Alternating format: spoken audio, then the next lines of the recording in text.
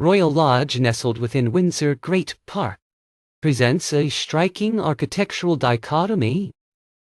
While its current facade often draws criticism for its uninspired, office block appearance, the residence holds a fascinating historical lineage. This site once hosted an extraordinary Regency-era structure, a private retreat meticulously crafted for King George IV during his tenure as Prince Regent. The evolution of Royal Lodge from a whimsical royal cottage to its present form, and its current occupancy by Prince Andrew, offers a compelling narrative of royal preferences, architectural transformations, and the enduring allure of a secluded haven. The geographical placement of Royal Lodge is central to its historical significance. Situated at the heart of Windsor Great Park, it lies a short distance from the Long Walk leading to Windsor Castle, and near the equestrian statue of George V. The presence of a dwelling on this specific site dates back to the early 18th century.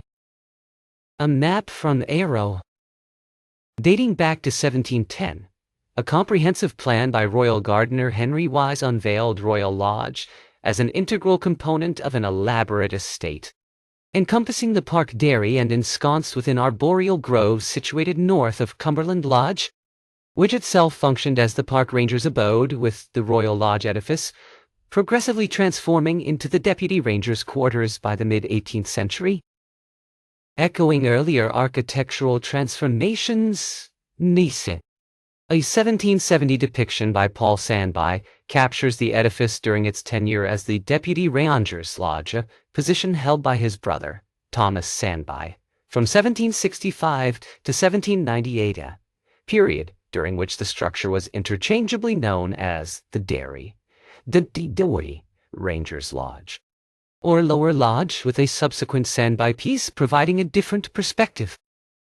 By 1795, a third painting depicted the Deputy Ranger's house as significantly expanded, a transformation attributed to Thomas Sandby, an accomplished draftsman and architect who oversaw the residence's enlargement during his tenure, with park bailiff Joseph Frost residing there for about 10 years after Sandby's 1798 death.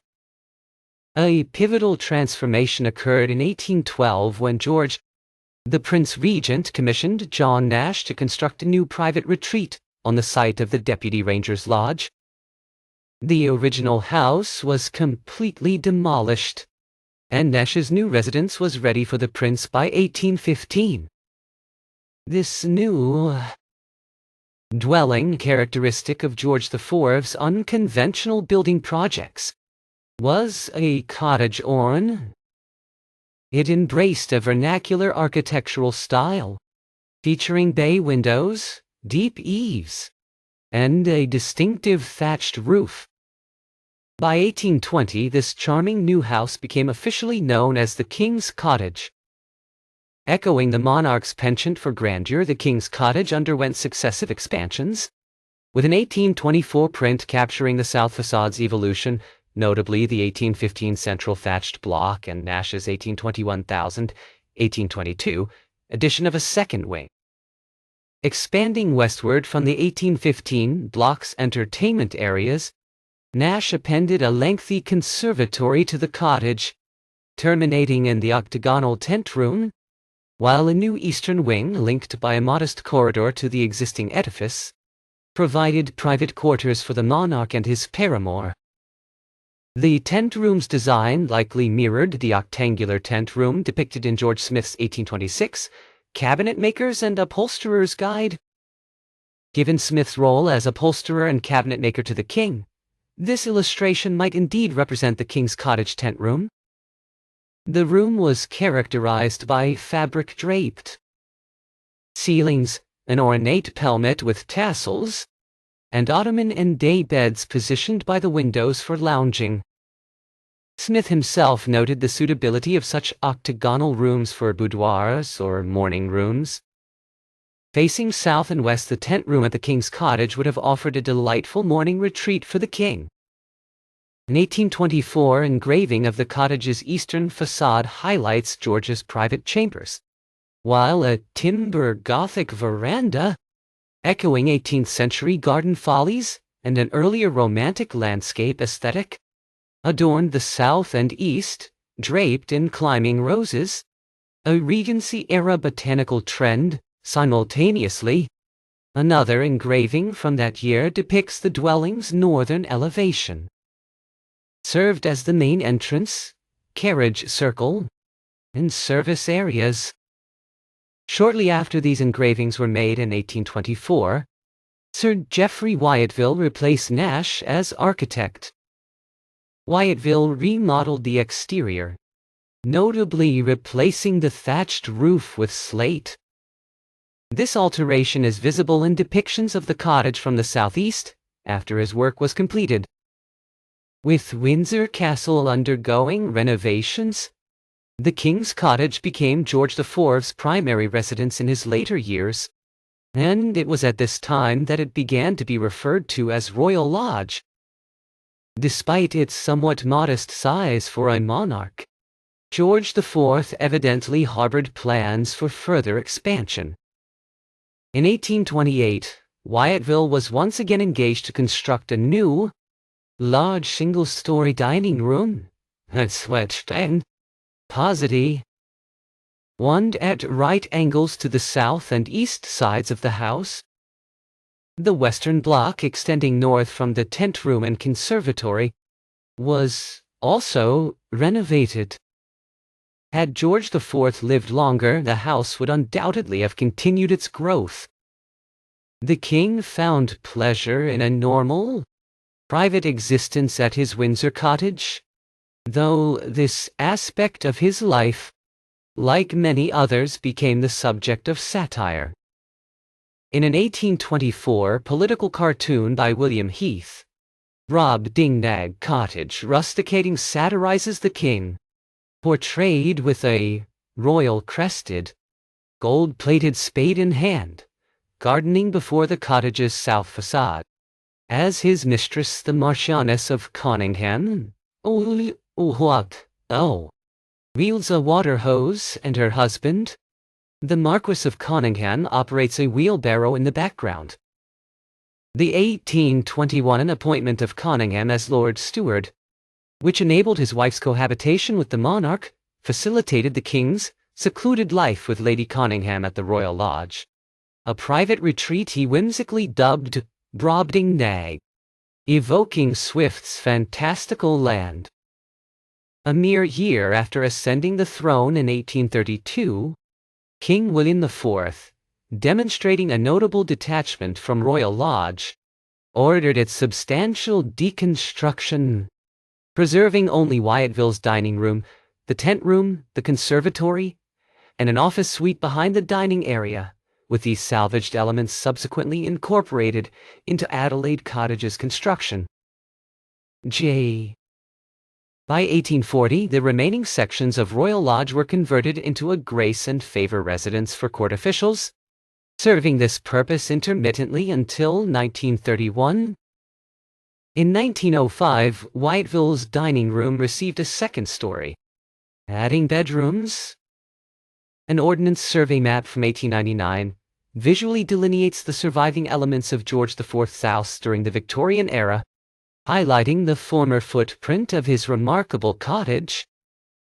In 1931, King George V granted Royal Lodge to his second son, Albert, Duke of York, who would later become King George V. Before the Duke and his wife, the future Queen Mother, moved in during 1932, the house underwent substantial expansion. Nash's tent room was demolished and replaced by a new octagonal room. The conservatory was supplanted by a two-story block of family apartments for the Duke and Duchess. A flat roof. The only original part of George IV's cottage retained in 1932 was Wyatville's dining room, a fact that accounts for the house's current Grade II listing. A photograph from the southwest, taken before the 1932 enlargement, shows Nash's tent room and the conservatory still in place, along with one of Wyatville's original verandas, shading the dining room windows. These elements were also removed in 1932. The extensive work carried out in 1932 in preparation for the Duke and Duchess of York's arrival effectively doubled the house's footprint. A three-story wing designed in a loose Tudor Gothic style was constructed, wrapping around Wyatville's dining room to the north and east. The new main entrance to the house was positioned on the east front. According to P. Wiesner's Buildings of England, Frank Weber, Hubert Ledbetter, and Lie. E. Osborne oversaw this work. However, it is understood that they primarily assisted the Duke of York, who largely guided the project.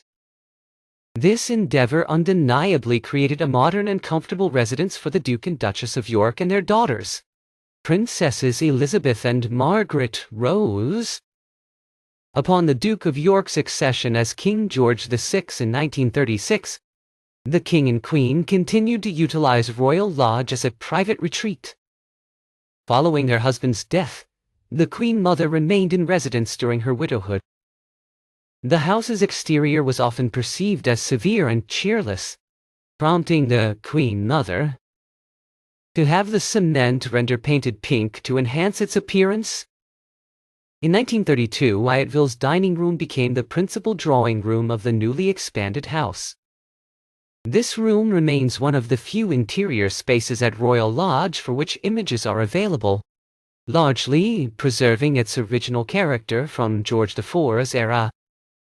The exterior windows of the dining room, set under ogee arches and featuring Gothic window tracery, are arranged in a canted style.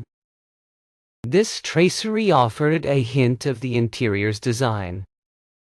Geoffrey Wyatville, a prominent Gothic revivalist, was concurrently engaged in remodeling Windsor Castle while working on Royal Lodge for George IV. The interior of the dining room is distinctly Gothic, with evoking the grandeur of St. George's Hall at Windsor Castle. Wyatville crafted a more intimate rendition for the king's private quarters at Royal Lodge, featuring 15th-century style wall paneling, a Tudor ceiling and a cornice embellished with the heraldic shields of the Order of the Garter. King George VI and Queen Elizabeth chose a delightful green for the paneling. During the late Queen Mother's occupancy, the room was comfortably furnished, featuring a fine 17th-century tapestry from the Mortlake factory at one end and a portrait of George IV, positioned directly above the fireplace. The room has since been refurnished for Prince Andrew, with the paneling repainted in two tones, including a lighter shade of green. A photograph of Princess Eugenie in the room during her wedding suggests that the shields of arms of the Garter Knights have regrettably been painted over. Royal Lodge encompasses 98 acres of land, much of which is woodland, ensuring considerable seclusion and privacy for the residents. Within the garden stands a miniature Welsh thatched cottage called YBW Tin Bach, meaning the little cottage in Welsh. Built to 2/3 scale, it was a 6th birthday gift to Princess Elizabeth, the future Elizabeth II from the people of Wales. This charming cottage features a kitchen and living room downstairs, with a bedroom. The 98-acre estate, encompassing a beloved play area for 4 generations of royal children, and several other structures like 2 rows of pink-painted cottages at the gate entrance, and a small gate lodge by John Nash, coincidentally stands before George IV's original cottage site, preserving its architectural spirit. Close to the main house is the Royal Chapel of All Saints. The current chapel, dating from 1863, is the work of architects C. Toulon and Anthony Salvin. It occupies the site of an earlier chapel royal that Wyatville converted from a gate lodge in 1825. for the use of the king and court. On March 30, 2002, the Queen Mother passed away in the apartments she had first occupied with her husband in 1932. Her coffin rested in the Chapel of All Saints before being transported to London for her lying in state. The current tenancy of Royal Lodge by Prince Andrew is a matter of considerable public interest. Like all properties within Windsor Great Park, Royal Lodge is not owned by the King or the royal family personally. Instead, it is vested in the Crown Estate, which is managed by commission. All revenue generated from the estate has gone to the government since 1760, a historical arrangement with its own complex reasons. Historically, many Crown Estate properties have been let as grace and favor residences for royal family members or courtiers, or held on long leases.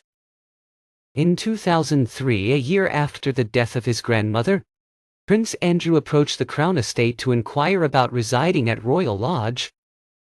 The royal family collectively supported this, provided the arrangement was on a commercial basis. It was deemed convenient for a senior royal to occupy a house deeply associated with the memory of the late Queen Mother.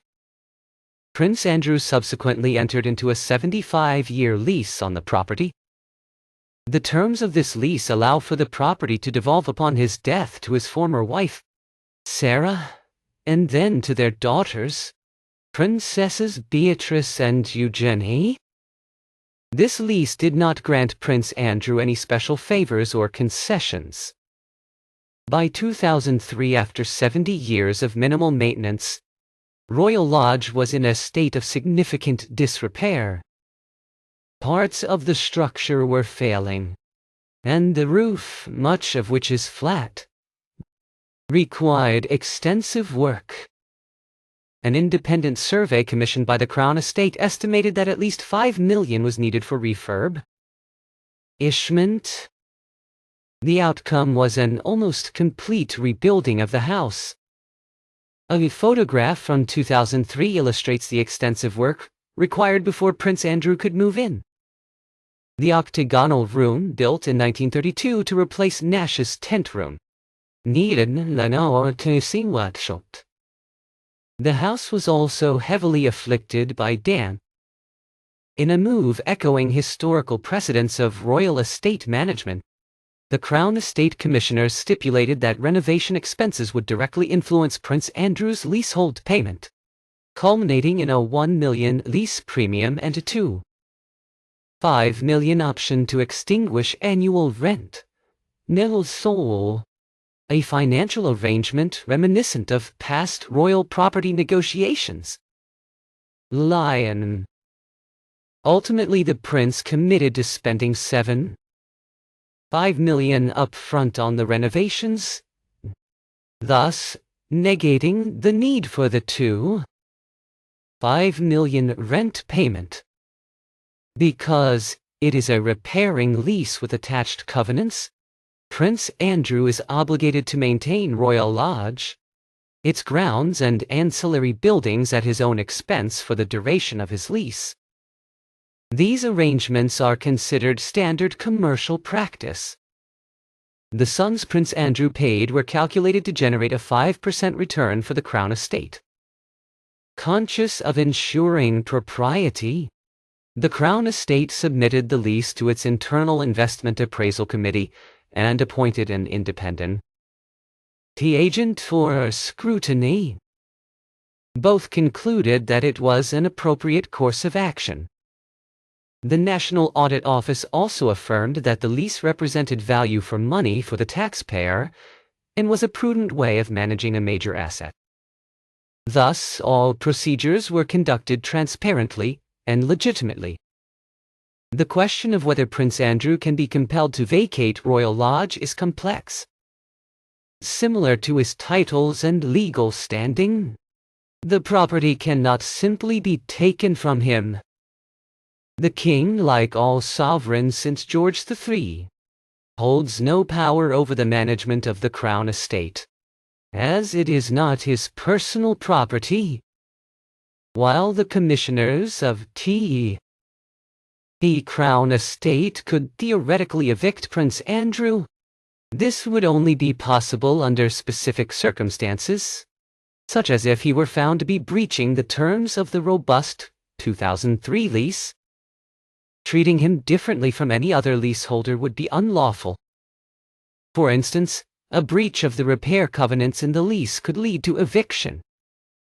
Recent press reports suggest that $2 million worth of repairs are currently needed at Royal Lodge, with Prince Andrew having recently spent $200,000 on roof repairs. Flat roofs on older buildings are notoriously problematic. It is widely believed that Prince Andrew will only leave Royal Lodge if he chooses to do so. His lease likely contains a break clause, but given the substantial sums he expended up front in 2003, it is probable that he would be entitled to financial compensation if he were to vacate the property prematurely. One cannot help but observe that by tenaciously holding on to Royal Lodge, Prince Andrew may be inhabiting his own Brobdingnag, a realm of make-believe, much as George IV did in his cottage on the very same site.